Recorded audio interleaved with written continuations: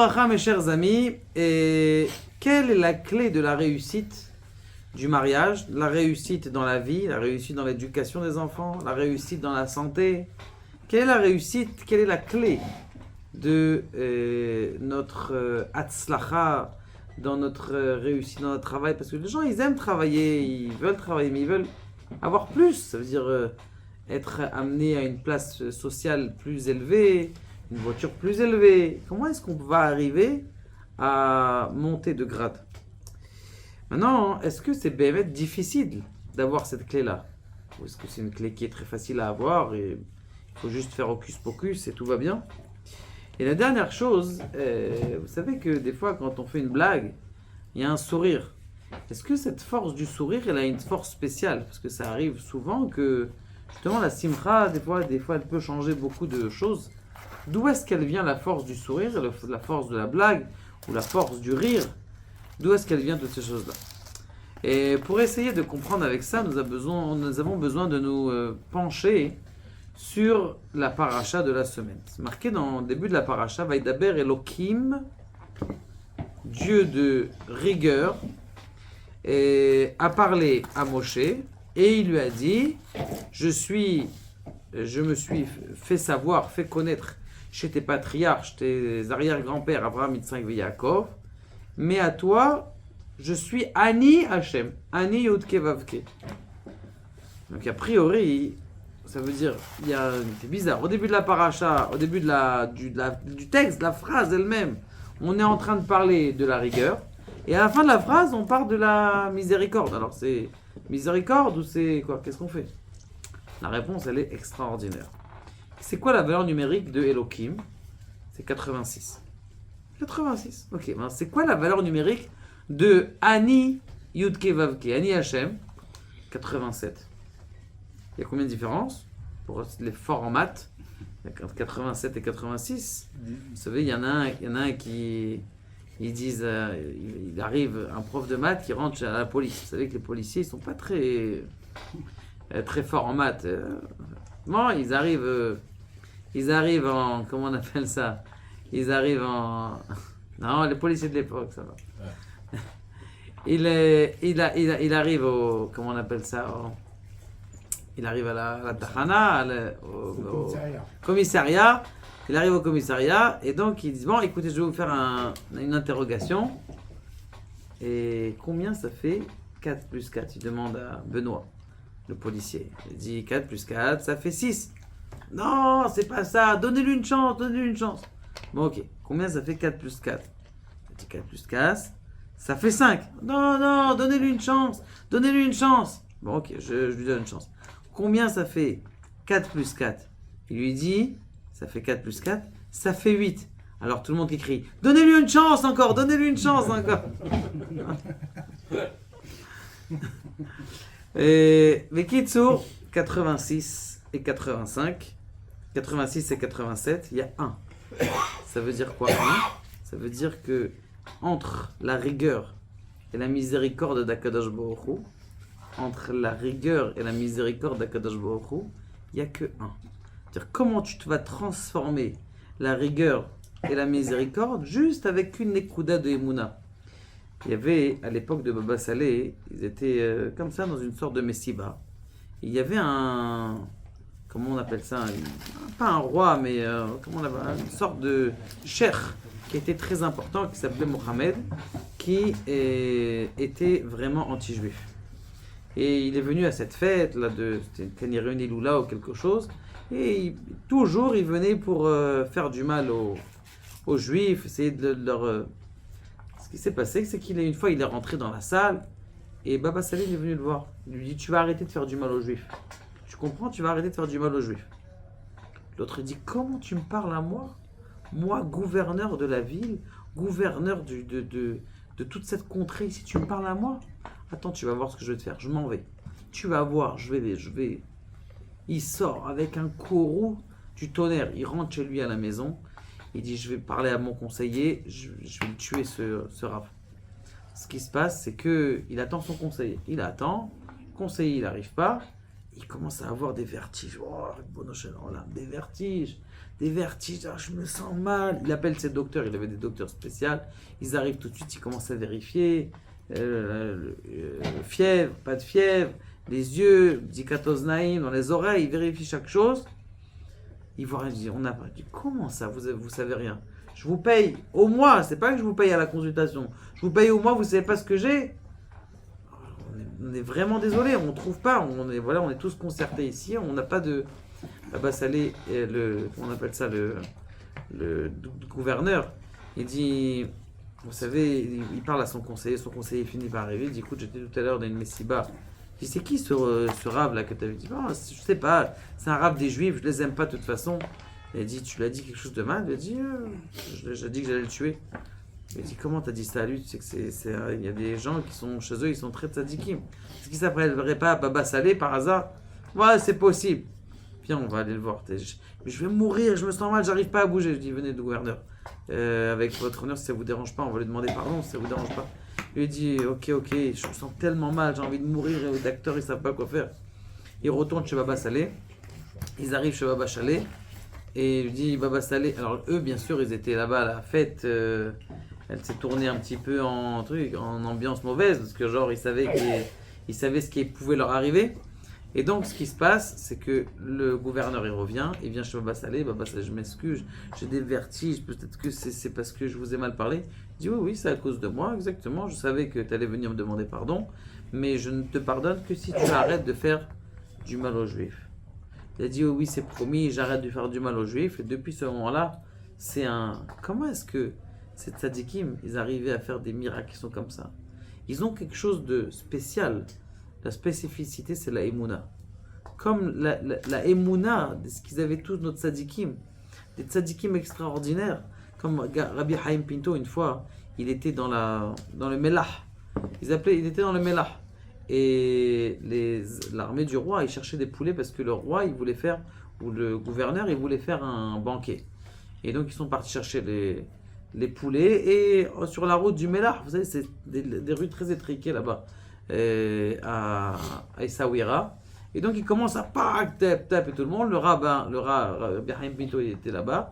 Et il se fait pousser par tout le monde. Et laisse-nous juifs, ils s'en vont. Ils arrivent au palais. Ils voient que tous les poulets qu'ils avaient achetés, qu'ils avaient fini par trouver, parce que il fallait une quantité, ils sont tous morts. Hein, comme vous savez, les Arabes, ils ont besoin de faire la shrita, ils ont besoin de faire l'abattage rituel. Et ce qui s'est passé, ils ont dit qu'ils sont tous morts, on ne va pas lui donner du halal, de la viande pas cachère au roi, ça va être encore pire si on est. Alors ils sont partis voir les conseillers, qu'est-ce qu'on a fait? Vous êtes passé par le Ménard, vous avez fait quelque chose, vous avez pensé, oui, on a poussé un vieux rave, il avait l'air respectable, mais on l'a poussé. Allez voir, le rave Haim Pinto, il était là-bas, il dit, Rabbi Haim Pinto, on s'excuse, on a poussé, on n'a pas de poulet, on ne trouve pas de poulet dans tout le... Il n'y avait pas, c'était pas des grandes quantités comme il y avait à l'époque. Il lui dit amener les cartons. Il amène les cartons ils étaient fermés. Et comme ça, il regarde un peu les cartons. Il dit c'est bon, vous pouvez faire la shrita. Il dit mais ils sont morts. La shrita, ils ouvrent, ils voient tous les poulets vivants. C'est quoi les forces? D'où est-ce qu'ils ont ces forces? C'est vrai qu'ils avaient les forces de la Kabbalah. Mais d'où ça vient? Ça vient d'une seule force. Des fois, on croit que la Emouna, c'est quelque chose qui est des kilomètres et des kilomètres. C'est de transformer la rigueur en miséricorde, c'est Elohim 86, Ani Hachem, mon Dieu, moi je suis Dieu, 87. C'est juste une petite nekuda de Emouna. D'ailleurs, vous savez, qu'est-ce qu'il a dit? Gamzu, Ish Gamzu, c'est Gamzu Letova, c'est des fois Gamzu Letova. Même ça veut dire des fois, il y a un petit truc qui te dérange dans la vie. Ce petit truc-là, celui-là, il est Letova. Et c'est marqué, dans Michelet, c'est marqué Tova Tochachat Megoulé. C'est Tochachat, Tova, c'est bien une Tochacha qui est Megoulé, c'est-à-dire une réprimande qui est devant tout le monde, plus qu'une Ahava qui est mousteret, plus qu'un amour qui est caché. Vous savez, des fois, les gens ils s'aiment, mais ils n'expriment pas leur amour. C'est très important qu'un homme il apprenne à accepter et à exprimer son amour à son épouse. Le Higuerot du père du Rav Kanievski dit qu'un homme qui ne donnerait pas d'amour à sa femme, c'est comme s'il a tué. Mais il a tué. Si le père du Rav Kanievski s'est exprimé comme ça, c'est que Bémet, ça veut dire que un homme, il doit aussi apprendre à exprimer son affection envers les autres. Donc ça, ce qu'il dit, Tova tochachat megoulé, c'est mieux une réprimande qui est devant tout le monde qu'un amour, ce qu'on aurait dit aujourd'hui, une sorte de, vous savez, genre je m'en foutis, t'es pas intéressant. Des fois, vaut mieux quelqu'un il te dit ah tu sais t'es pas bien que de dire bon écoute t'es pas intéressant. C'est une sorte de je m'en foutisme comme ça de dire tu vaux même pas le. Maintenant il dit comme ça. Il vient expliquer le Rabbi Darman, il dit quelque chose d'extraordinaire. Il dit quand est-ce que tu veux transformer la réprimande en ahava? Tova tochachat megula yoter me'ahava musteret. Quand tu regardes qu'est-ce qui est caché derrière la réprimande, quand tu regardes qu'est-ce qui est caché derrière la réprimande, tu dis celui qui est caché derrière la réprimande, c'est Akadosh Baruch Hu.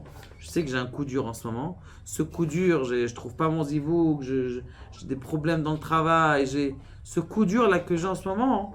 Tu sais ce qui se passe? Eh bien, ça, si tu sais que ça vient d'Akadosh Baruch Hu, eh bien, c'est tout simplement, si tu t'es mégalé, eh bien, tu transformes la réprimande en quoi tu transformes la réprimande? En ahava, en amour. C'était pour vous montrer qu'il faut. Ahava Megula. Ok. Abba, on continue. Il y avait une fois un juif. Vous savez, à l'époque, il y avait Rabbi Shimon. On va prendre un petit thé, boubouche. Prendre un petit thé encore. Et il y avait un juif, vous savez, à l'époque. Ceux qui ont déjà un certain âge, ils se rappellent de leur rave de l'époque. C'était souvent, quand tu connaissais pas, c'était avec le bâton. Comment il s'appelle? La falacha. Pour les falacha, c'est le bâton qui... il s'en rappelle énormément. Falacha. Très bien. Maintenant, si quelqu'un il sait pas, il n'a pas appris sa leçon, il se prend. Il y avait un qui était... le Rav, il a dit, je fais un contrôle surprise. Et il a dit comme ça, il a dit, qu'est-ce que ça veut dire, explique-moi, ce qui est marqué dans la paracha, Gad Gedud Yegoudenu. Gad Gedud Yegoudenu. Je fais un contrôle là ou pas la peine. C'est un passage qui est dans la Torah. Vayehi paracha Gad Gedud Yegoudenu. Alors il a posé la question à un élève. Et l'élève, il parlait yiddish, mais bon, il ne peut pas s'imaginer qu'est-ce que ça veut dire Gad Gedud Yegoudenu. Et en yiddish, vous savez que le mot Gad, ça ressemble aussi au mot God, Dieu. Et il dit comme ça, Gad, il s'est dit God, Gedud en yiddish, c'est Git. C'est Git, Yegoudenu is Git. Ça veut dire, Dieu, quand il donne que du bien. Donc qu'est-ce qu'il a traduit l'enfant? Gad, Gedud, Yegoudenu, en vérité, on parle aucun rapport. C'est Gad, on parle de la tribu de Gad, et c'est une explication aucun rapport. Gad, Gedud, et lui il a traduit en yiddish, il a dit tout ce que Dieu il donne pour le bien. Maintenant, quand le professeur il a écouté l'explication de l'enfant, il ne va pas lui mettre une faraka, il ne va pas le taper parce qu'il a mal répondu. Pourquoi il va pas parce qu'il n'a pas répondu? Bon, parce qu'il a dit une autre explication qu'il a essayé d'imaginer. Et bien, c'est ce qui se passe. À Kadosh Baruch Hu, quelqu'un qui sait que tout ce qui vient d'Akadosh Baruch Hu c'est pour le bien, eh bien, il empêche que la punition ou la difficulté qu'il a sur lui, elle vienne le frapper. Comme ce professeur-là qui n'a pas frappé. Pourquoi? Parce que l'autre dit God git good. Que le Akadosh Baruch Hu, il donne que des bonnes choses. Donc ça, c'est ce inyan-là. Et il y avait une fois, vous savez, on parlait que dans les réprimandes, Akadosh Baruch Hu, dans les réprimandes, il a dit comme ça. Il a dit, Akadosh Baruch Hu, on se rappelle, tu sais, du bon poisson qu'on mangeait en Égypte. Il mangeait du poisson en Égypte. Quel poisson il mangeait en Égypte? Mais si, on se rappelle du poisson qu'il mangeait en Égypte. Ah, là-bas, non, en Égypte, il mangeait du poisson. Mais de quel poisson on parle? Et là-bas, il y a un poisson de quel on parlait. Vous savez de quel poisson? C'est marqué que lorsque il y a eu la première Maca de Daham, c'est que tous les poissons du Nil, puisqu'ils aspiraient du sang, qu'est-ce qui leur est arrivé? Ils sont morts. Vaïv H ailleurs, essayez de sentir du poisson pourrir à Botaï. Vous savez, vous pêchez du poisson, vous les gardez dans votre sac, vous les laissez dans la voiture 1 ou 2 jours. croyez-moi, vous changez les banquettes, vous changez de voiture. C'est une catastrophe. Et donc toute l'Égypte, puisqu'il y a du Nil partout, puisqu'il y avait de l'eau partout en Égypte, c'est ça la grandeur de l'Égypte, c'est Kegan Hashem. Ça veut dire quoi Kegan Hashem? C'est qu'il n'y a pas besoin de pluie là-bas en Égypte. Même s'il n'y a pas de pluie, il y a le Nil qui vient et qui abreuve tous les petits ruisseaux qui sont de tous les côtés. Juste, il monte le Nil et tout ça. Ah d'ailleurs, vous savez que le canal de Suez, c'est une grande bracha pour l'Égypte. Tous les bateaux qui viennent de Chine, ils passent par le canal de Suez, ils doivent faire le tour de l'Afrique. Maintenant, ce qui se passe, c'est qu'est-ce qu'ils ont dit? Zacharnu et Adaga. Maintenant, ils sont tous morts. Maintenant, qu'est-ce qu'ils se sont dit? Ils ont dit, ouais, la plaie de la macadam, on a perdu tous les poissons, c'est une catastrophe. Mais en vérité, c'est de la maca, de cette plaie-là, du sang, que les Juifs sont enrichis. De quoi ils sont enrichis? Ils ont vendu l'eau. Parce qu'ils ont vendu l'eau. Maintenant, à combien ils vendaient? 1 shekel, 2 shekels, 3 shekels. Je dis, fais-moi un prix, s'il te plaît, on est copains, ça fait longtemps que je te fais travailler. Fais-moi un prix. Je dis, bon, d'accord, je te fais un prix, au lieu que je te coûte $5, je te fais $3. Le type, il buvait. Dégueulasse, c'est du sang, mais pourquoi ça marche pas? Je t'ai vendu. Je dis, Caniric, le prix, il n'est pas assez cher. Et donc, qu'est-ce qu'il faisait? Il dit, bon, alors donne-moi encore. Je dis, c'est combien? Ça suffit 5, non? 10? 100? $500 la bouteille? Allez payer un pack d'eau de Méhéden du Nil à ce prix-là, $500 la bouteille. Ça fait cher. Et donc, En Malasot, ils sont devenus riches. C'est pour ça qu'ils ont dit, Zachar, nous, on s'est rappelé du poisson qui a pourri à l'époque, on était en Égypte, là où on s'est enrichi. Et là, cet endroit-là, qu'ils ont dit que c'était ça la peine, en vérité, c'est ça qui les a fait enrichir. Des fois, tu crois que c'est ça le problème de ta vie, mais c'est ça qui va te faire enrichir. Regardez cette histoire avec Rav Mordechai Eliyahu. Une fois, il y a un riche qui était dans une très mauvaise passe. Quelqu'un il est venu le voir, il dit, écoute, il y a un grand Rav en Israël, va le voir, Rav Mordechai Eliyahu. Il arrive voir Rav Mordechai Eliyahu, il lui dit, Rav Mordechai Eliyahu, j'ai des problèmes, j'ai plein de magasins, je me comporte comme un riche, mais en vérité... Et j'ai plus rien, même ma chemise elle ne m'appartient pas, je suis tout, la police elle va bientôt venir chez moi, les magasins ils marchent pas. Je dis écoute, combien ça vaut aujourd'hui tes biens? Je dis mais bien, ils valent 0 francs, 0 shekel. 0 shekel, mais tu as des biens encore. Je dis, est-ce que je peux investir dans ton affaire? Je dis oui, je veux bien que vous investissiez dans mon affaire. Alors on est associés. Tiens voilà, un shekel symbolique. Est-ce qu'on a besoin d'un avocat? Je dis moi, avec moi, pas besoin d'avocat. Si ma parole, c'est ma parole. Vous inquiétez pas, on est associés. Très bien. Le riche il est en train de sortir. Attendez, monsieur le riche. Vous pouvez venir, s'il vous plaît? Oui. Vous savez qu'on est associés? Oui, bien sûr, on est associés, c'est sûr, oui. Vous savez que nos affaires ne travaillent pas le Shabbat. Je dis, mais ça veut dire quoi notre travail? On est associés. C'est moi qui décide. J'ai une part de décision dans nos... Vous savez que nos affaires ne travaillent pas Shabbat. Je dis, mais c'est pas possible. L'essentiel du Shabbat en Amérique, c'est les gens ils viennent acheter vendre le Shabbat. Comment je peux fermer les magasins? Je suis désolé, vous voulez qu'on annule la vente? On ne peut pas annuler. Vous voulez qu'on annule? Non, moi je ne peux pas annuler. Si j'ai fait une affaire, c'est une affaire. C'est fermé, c'est tout. 3 mois plus tard, le riche il revient. Enfin, le riche pauvre il revient. Il revient chez Rav Mordechai Eliyahu. Il lui dit, Rav Mordechai Eliyahu, voilà, c'est un chèque. Il regarde le chèque, il voit un montant astronomique. Il dit, mais c'est quoi ça?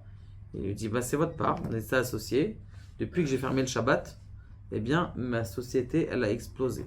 Start-up, c'est redevenu quelque chose d'extraordinaire. Je dis, ah bon, je suis très content. Il dit, c'est mon argent, ça? Oui, il dit, c'est votre argent. Je dis, regarde, ça te dérange pas? Tu connais Géoula, là, à Jérusalem?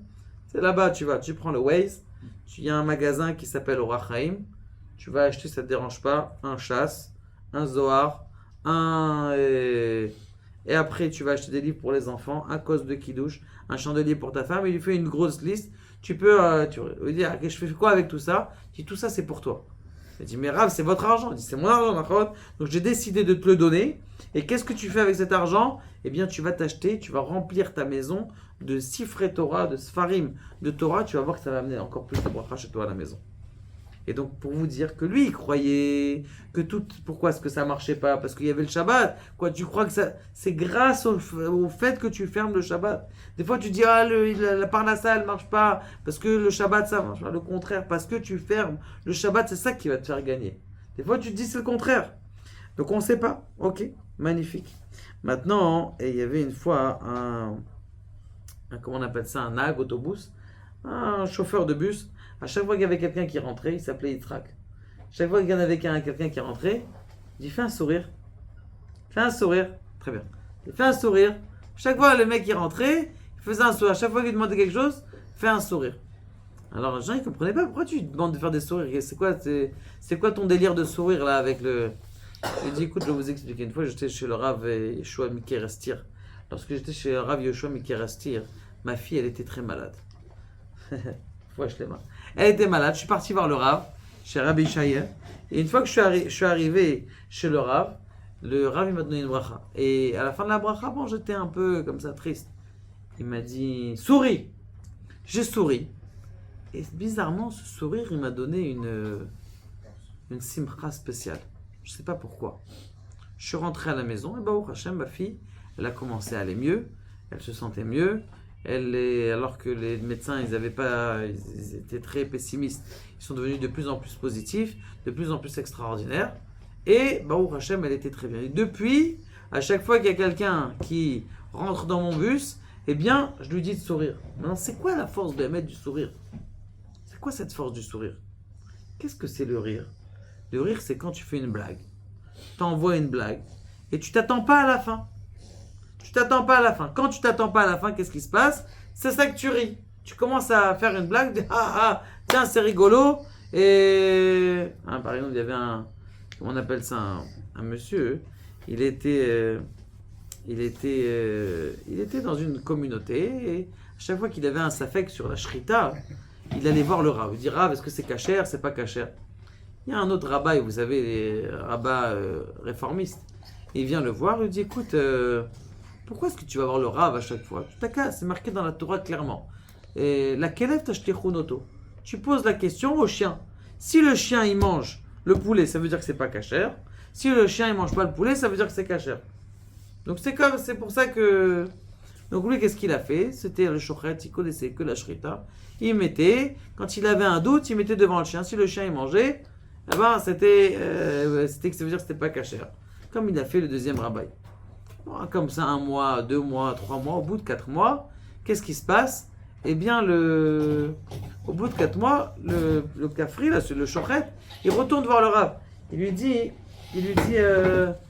Rabbi, je suis revenu te poser des questions sur la shrita. Il dit, mais comment ça se fait? D'habitude, tu venais toutes les semaines, 1 fois par semaine, même 2 fois par semaine. Là, tu t'es arrêté de venir. Je dis, je vais te dire la vérité. Ce qui s'est passé, c'est tout simplement, c'est que j'avais un rabbin comme ça, réformiste, qui m'a dit, t'as qu'à demander au chien, lui, est-ce qu'il va faire? Il lui a dit, et alors, le chien, il t'a pas répondu? Il m'a dit, il était trop marmire, le chien. Il était trop méticuleux, chaque chose que je lui donnais, il le mangeait. Ça veut dire, vous pouvez pas s'imaginer. Pourquoi vous avez rigolé? Parce que vous pouvez pas vous imaginer à la fin, là, comme ça a changé. C'est bidiouk ça. Le rire, c'est quelque chose qui vient du monde futur. Yitzhak, Abraham, il a été appelé après qu'il est né, Abraham, puisque d'ailleurs Kadosh Baruch Hu, il a rajouté un nom. Yaakov, on lui a rajouté aussi un nom, Israël. Et Yitzhak, lui, il a été appelé Yitzhak quand ça? Avant sa naissance. Tu vas avoir un fils, tu vas l'appeler Yitzhak. Et on sait très bien que la Géoula, Harona, le Mashiach, il va venir grâce à quoi? Grâce à Yitzhak. Shabbat, page 80. Regardez là-bas. Maintenant, ce qui se passe, c'est que Yitzhak, ça veut dire quoi? Il rigolera. Le rire, en vérité, il n'y a aucune logique au rire. Aucune logique. Qu'est-ce que t'as fait là? Qu'est-ce que t'as fait? Pourquoi tu fais ça, t'as tout, tu t'es étouffé. Qu'est-ce que t'as fait? Et l'ama, c'est une émotion ou comment on appelle ça? Une façon d'attraper ce qui va se passer dans le futur. Et ça transforme le présent en une autre donne. Et ça, c'est la force du chiyuch, la force de la simcha, la force de la blague, c'est que ça transforme. Vous savez, le démarreur, des fois, le moteur, il marche bien, tout marche bien, mais le démarreur, il marche pas bien. Le démarreur qui va te faire tremper, c'est quoi? C'est d'ailleurs, aujourd'hui, la Tesla, ça marche plus parce qu'il n'y a plus de démarreur. Mais à l'époque, la voiture, avant de commencer, qu'est-ce que tu fais? Elle te fait un sourire pour te dire, voilà, tu peux transformer. Tu peux faire une explosion et ça peut t'aider à, des fois, une bonne blague ou un bon, comment on appelle ça, un bon moment de simcha, ça peut transformer Donc combien c'est important. Et regardez, mais la fille de ce nahag, de ce chauffeur-là, ce qui lui est arrivé, c'est que quoi? Et ce qui lui est arrivé, c'est que quoi? C'est que tout simplement, il a souri grâce à ce sourire. Maintenant, qu'est-ce que ça fait? C'est marqué dans le Nefesh Shachem, écoutez ça. Comment est-ce que tu te comportes en bas? Comment est-ce que tu te comportes en bas? Akadosh Baruch Hu, il se comporte aussi avec toi et il te renvoie encore plus. Si tu es Mshanef toute la journée, c'est une ségoula pour être encore plus Mshanef. Si tu es Sameach, c'est une ségoula pour être encore plus Simcha. Kadosh Baruch Hu, il te rajoute Zohar à Kadosh. Quand quelqu'un il est Sameach, même Rabbi Nachman il dit même si c'est une Simcha qui est vaine, c'est une Simcha d'une blague que je viens de te raconter. Même cette Simcha là, eh bien, qu'est-ce qui lui arrive? Eh bien, Kadosh Baruch Hu, il t'envoie encore de la simcha. Et ça fait boule de neige, et ça devient un cercle vertueux. Maintenant, ce qui se passe, c'est comme ça. C'est comment est-ce qu'on va arriver avec cette simcha? Il y avait quelqu'un, hein, il était dans une maison, et il s'est dit, écoute, j'ai peur que le kir, il a un peu faim, et on a séparé, vous savez, des fois, il y a des gens qui séparent les maisons comme ça, pour louer une partie et l'autre partie. J'ai peur que le kir, je vais faire un kir d'un peu plus de Géves parce que de l'autre côté, ils entendent. La voisine de l'autre côté qui était déjà là-bas parce qu'ils avaient déjà séparé la maison. Non, vous inquiétez pas. On n'entend pas. Vous n'avez pas besoin de faire un autre mur. Ça veut dire quoi? Ça veut dire que Bémet, elle avait entendu. C'est bidiouk la même chose avec le Yetzer Hara. Le Yetzer Hara, qu'est-ce qu'il te dit? Il dit, ne prie pas. Elle ne marche pas ta prière. J'ai pas compris. Pourquoi tu viens me dire que ma prière, elle marche pas si tu l'entends pas? Forcément, que Kadosh Baruch Hu, il attend ma prière. Et pourquoi je la fais pas? Parce que c'est toi qui me dis, mais ta prière, elle vaut rien. Tous les jours, tu viens prier, des comme ça vaut rien du tout. Non, Kadosh Baruch Hu, il t'écoute. Il t'écoute, et c'est pour ça d'ailleurs que le Yetzer Hara, il vient t'envoyer pile à ce moment-là. Tu sais tout ce que tu dois finir, tu te rappelles de tout le seder que tu dois faire toute la journée, Dieu de la route que tu dois faire, des gens, de la personne à qui tu dois parler. Pourquoi? Parce que le Satan, il vient là pour être des balles, parce qu'il sait que la réussite, elle est dans la prière. Mes amis, la clé de la vie, elle est comme ça. Elle est d'abord Emouna. Comment est-ce qu'on engrange la Emouna? Avec la Simcha, Emouna et Tfila. Parce que quelqu'un, il doit être Mahami dans cette Tfila. D'abord, la simha, quelqu'un il fait la blague pour essayer de transformer de démarreur. Une fois que tu as démarré la voiture, eh bien, il y a quoi? T'es ma'amine que la voiture, elle va se réveiller. Et puis après, toute la route, tu es dans la tfila. Et là, c'est ça ce qu'on doit faire pour avoir ta Yeshua. La clé de la vie, mes amis, c'est ces trois choses. Simcha, Emouna et tfila. Avec ces trois choses, tu es sûr de recevoir directement, au moment où tu pries, avec la simcha et avec la Emouna, Akadosh Baruch Hu, il est déjà en train de t'envoyer tout ce que tu désires. Baruch Adonai Leolam.